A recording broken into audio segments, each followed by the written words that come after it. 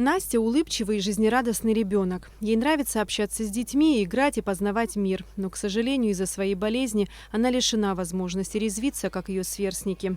Виной всему страшный диагноз – детский церебральный паралич. Помимо этого, вот уже год, как Настя не может нормально спать по ночам. Ее мучают эпилептические судороги. Это последствия кисты, образованной в мозгу. Диагноз нам поставили в год, как ДЦП. А при рождении у нее было выявлена гематома 4-й степени головного мозга. Ну, естественно, за этим последовала киста. По сей день она у нас, как в прошлом году по наблюдениям, немножко уменьшилась. Но в данной ситуации, не знаю, какова наша ситуация, потому что мы перестали спать, добавилась эпиактивность очень высокая, были судороги несколько раз. В общем, мы ночами не спим. Это наша основная данная проблема, и не знаем, что выявится за этим. Вот так, в целом, физически активная девочка. То есть у нее какие-то положительные динамика, и мы можем, я так думаю, надеюсь, что встанем на ножки, ходить, и в дальнейшем все будет хорошо. Но наша проблема – это головной мозг, который мы должны обследовать и в дальнейшем также лечить. Как известно, эпилепсию можно купировать, а при правильном лечении и образе жизни в 75% случаев от болезни удается избавиться навсегда. Сегодня Насте необходимо тщательное обследование и реабилитация.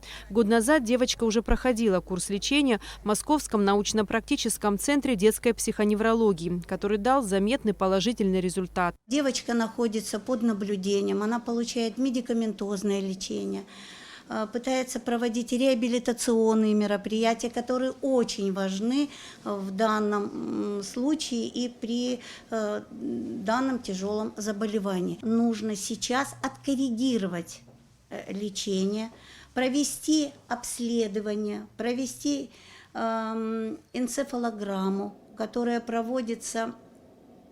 Это мониторинг сна, чтобы понять, на каком этапе, когда возникают эти приступы. На этот период, если есть приступы, проводить какую-то реабилитацию, лечебную физкультуру, массаж недопустимо.